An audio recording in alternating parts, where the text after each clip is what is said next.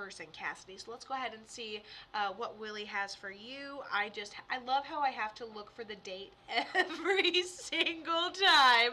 When am I going to remember what the date is? Probably never, and I'll look again next time. Don't test me. Okay, here we go. So we're talking to Willie, and this person says they're a primary guardian angel for you, and then there's a female on the other side that comes through with him, who in comparison to him is kind of tiny, passes medical, says she has a hard time getting around. She goes, well, I'm still getting around, I'm just slower, and she's got like shorter hair, and she seems a little frail, so she probably passes of something medically. So he has this female he brings over with him. Okay, it's your grandma Nell. I'm gonna write Nell down so we don't get her lost in the shuffle. She's so cute. Can I just take her home with me? I'm gonna probably take her home with me.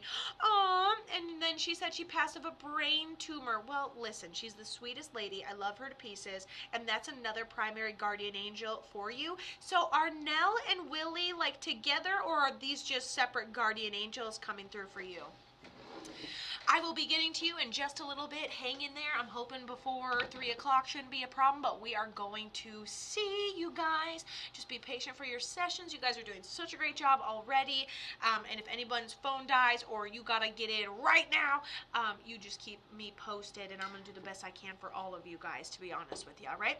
So Cassidy said they're married grandparents. That's so cute. Honestly, I don't know if we've ever talked to Grandma Nell for you before, but I love the fact that he just brings her through, and she's just so cute and frail, and like, I just love her to pieces. Can we just keep her all day? But fine, I'll talk to Willie for you. So Willie just seems very with it. He goes, I wasn't really with it at the end, but I'm with it now. He seems very funny, very playful. He goes like this and does a little rhythm. So maybe he liked to dance. Maybe that's his playfulness. But that also indicates to maybe he declined of something medical. Couldn't use his legs. He actually says, he goes, medical state, medical state. He says, so he's in this like medical state right before he ends up passing. He tells me it almost seems like this underlying cancer, something that like makes him live forever, and then like cancer at 71. Hello, everybody. And so he just kind of tells me he's, limber for his age, and then something just kind of comes, some underlying thing bubbles up and declines him. But he shows me him being basically a father figure to you, even when he did not, have to be. Someone that just stands in. And that just really shows his character, his heart, to be honest. And then he goes, my heart was also the problem. And so I think that, could have been cancer, but ultimately I think something, of the upper chest, and his body was just done fighting it. So it sounds like a good fight.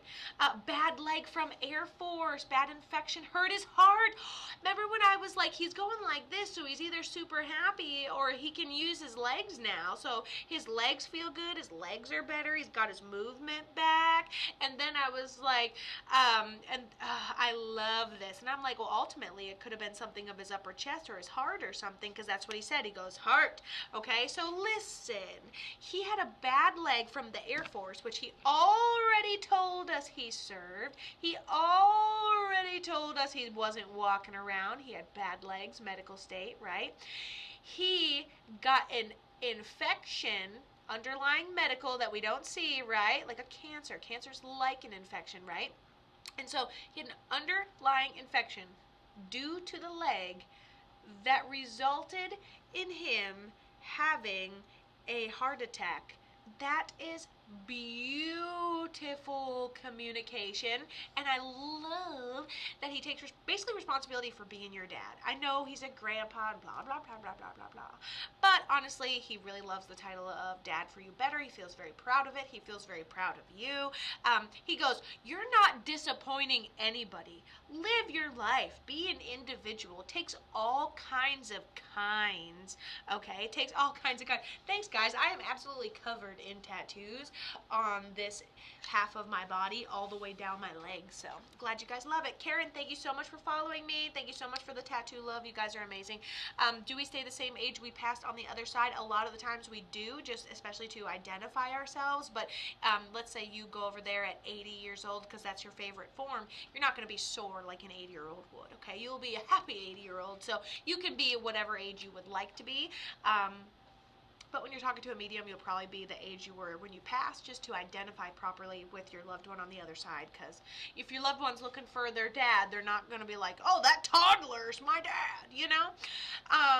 But energy does not age. So however you appear, that's a visual, and you can be visually the same person when you left, for sure. Okay, so it's so good to see you guys too. Bad leg from Air Force and bad infection, and it hurt his heart.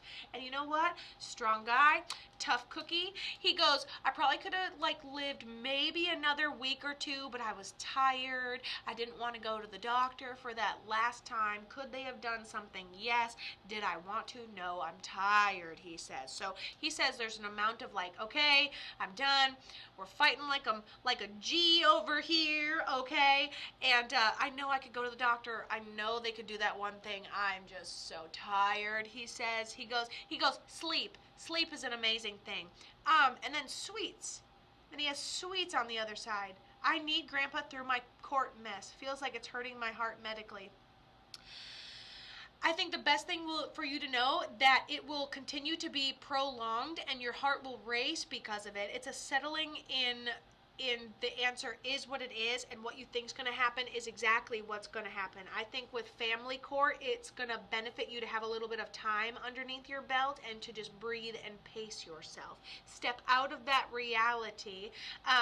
Step out of that reality. So for me, when I go to do my court stuff, I'll prep only the day before, not weeks in advance. But if I prep the day before, I can get myself all worked up and into it. Oh my God, how's it gonna go? And blah, blah, blah. I can't think of another more stressful thing than court. If you've ever been through family court or been taken to court, or you take someone to court, stressful, life consuming, time consuming. Work on stepping out of that reality, because I can start thinking about court and my heart will just start racing and racing and racing and racing. So, is it 100% good for you? No. But if your heart races and you eat healthy and you exercise, that's kind of good for you, right? So, outside factors can contribute a lot. Love you.